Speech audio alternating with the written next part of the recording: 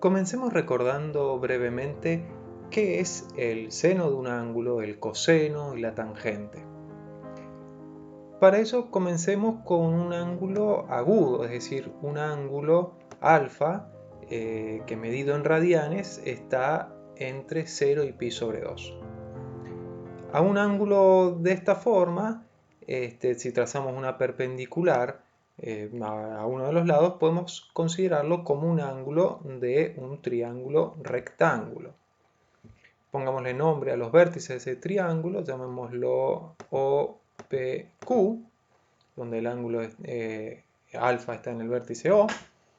Y recordemos que entonces, apelando a nuestra memoria, el seno de un ángulo se definía como el cociente entre el cateto opuesto y la hipotenusa del triángulo rectángulo. Es decir, en este caso, el cociente entre la longitud del cateto PQ, que es opuesto a alfa en este triángulo, y la hipotenusa OP. Pero así pareciera que este número, más que una propiedad del ángulo alfa, parecería ser una propiedad del ángulo en este triángulo rectángulo OPQ. Pero, sin embargo, es decir, ¿qué pasa si pensamos que alfa está, lo pensamos como perteneciente a otro triángulo? En este caso, es decir, trazamos otra perpendicular y formamos otro triángulo, el OAB. Entonces, ¿qué es el seno de alfa? Es el cociente entre el cateto opuesto en el triángulo grande o en el chico. Bueno, resulta que estos números van a ser iguales. ¿Por qué? Porque como estos triángulos son semejantes, es decir, tienen los mismos ángulos, ¿sí? En efecto, comparten el ángulo alfa, los dos tienen un ángulo recto por construcción y por lo tanto el tercer ángulo en ambos triángulos también coincide. Vamos a tener que, por ser triángulos semejantes, una propiedad es que sus lados son proporcionales. ¿Qué quiere decir esto? Que el cociente, por ejemplo, entre el cateto opuesto en el triángulo grande dividido el cateto opuesto a alfa en el triángulo chico, es decir, AB sobre PQ, es el mismo que si hacemos el cociente entre las respectivas hipotenusas, OA y OP.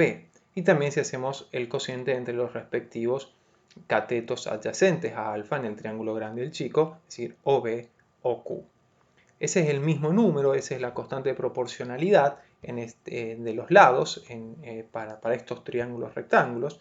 Y vale, esa constante es la misma para cualquier par de triángulos semejantes que tengan los mismos ángulos. Si trabajamos esta primera igualdad, podemos ver que eso implica que el cateto opuesto en el triángulo grande, es decir, AB sobre la hipotenusa, OA, es igual al cociente entre el cateto opuesto PQ sobre la hipotenusa de ese triángulo más chico, el OP. Y es decir, y esto implica que en cualquiera de los dos triángulos este cociente cateto opuesto sobre hipotenusa es igual, es constante, y entonces es una propiedad no del triángulo rectángulo donde estoy mirando a alfa, sino del propio ángulo alfa. Y ese número lo llamamos seno del ángulo.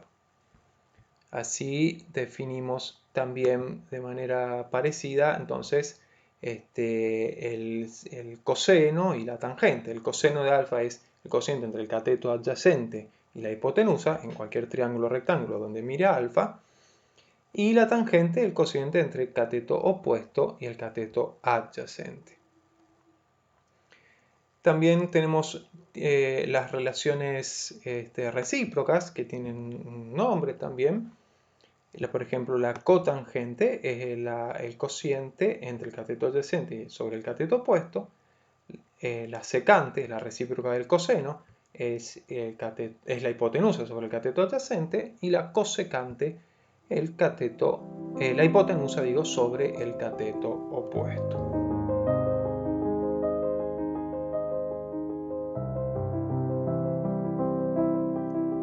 no se generalizan las definiciones anteriores de seno, coseno y tangente de un ángulo para ángulos que no sean necesariamente agudos?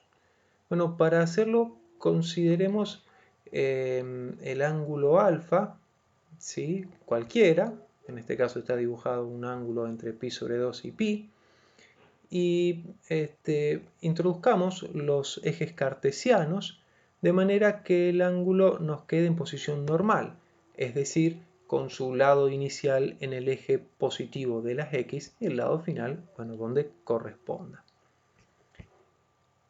Consideremos también la circunferencia unitaria, es decir, la circunferencia de radio 1 y centros, el origen de coordenadas, y definimos el punto P que nos va a ayudar en esta construcción como la intersección entre dicha circunferencia y el lado final del ángulo.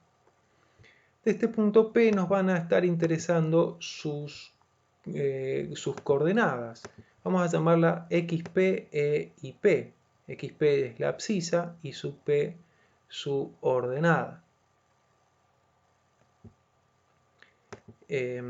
Acá trabajando con GeoGebra puedo estar actualizando los valores concretos de XP e IP para el punto P a medida que lo voy moviendo.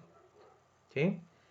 Bueno, para definir el seno del ángulo, empecemos por eso, volvamos por un momento a pensar en un ángulo alfa que sea agudo. Tenemos definido el seno de ese ángulo como el cateto opuesto sobre la hipotenusa de cualquier triángulo rectángulo que lo tuviera como uno de sus ángulos agudos. En particular, para este triángulo rectángulo que nos queda marcado en la figura, el cateto opuesto mide exactamente esta altura que está indicada, digamos, por el valor de I sub P, o sea, corresponde al valor de I sub P, al valor de la ordenada del punto. Y la hipotenusa del triángulo vale lo que vale el radio de la circunferencia, que habíamos dicho que era 1, por lo tanto, el seno del ángulo alfa es exactamente igual al valor de la ordenada del punto P, que repito, lo definimos como intersección de la circunferencia unitaria con el lado final del ángulo. Y esta igualdad, seno de alfa igual a I sub P, lo tomamos como definición de seno para ángulos generales, es decir, para ángulos que no sean necesariamente agudos. Para un ángulo, por ejemplo, entre pi sobre 2 y pi, el seno de alfa lo tomamos como definido por ese valor I sub P.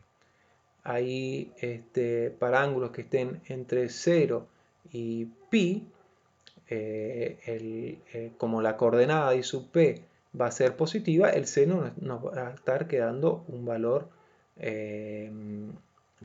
positivo. Por ejemplo, para este ángulo está valiendo la coordenada es 0,5, es decir, un medio, entonces el seno del alfa vale exactamente 0,5 en este momento, para este ángulo. Ahora, para ángulos entre pi y 3 medios pi, o mayores, entre pi y 2pi, ya la coordenada I sub p del punto, la ordenada del punto P, digo, ya toma valores negativos, por lo tanto el seno está siendo un valor negativo. En este momento vale exactamente menos 0,44. Y de manera similar definimos el coseno de un ángulo y la tangente. El coseno va a estar dado por la coordenada xp. ¿Por qué? Porque coseno de un ángulo agudo está definido como el cociente entre el cateto adyacente sobre la hipotenusa. En este momento el cateto adyacente mide lo que vale xp y el radio igual a la hipotenusa del triángulo es 1 y entonces el coseno vale xp. Y eso lo tomamos como definición general coseno de alfa igual a la abscisa del punto P para ángulos generales, cualesquiera. Y la tangente como el cociente entre I sub P y XP. ¿Sí? Fíjense como el coseno para un ángulo en el segundo cuadrante nos queda negativo, ya porque la coordenada XP es negativa, en el tercer cuadrante también, en el cuarto cuadrante vuelve a ser un valor positivo porque la abscisa del punto pasa otra vez a ser positiva.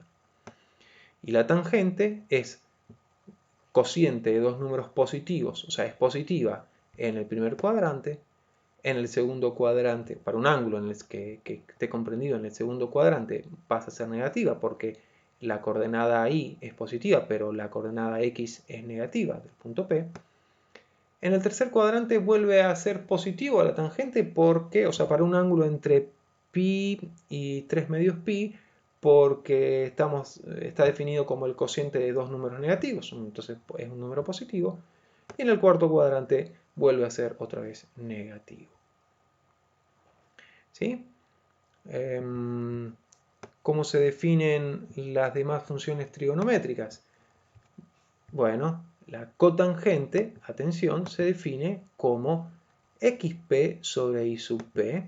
No es exactamente el valor recíproco a la tangente. Así quiere decir, en los casos en que ambos están definidos, sí, uno es el recíproco del otro, pero no están definidos para los mismos valores.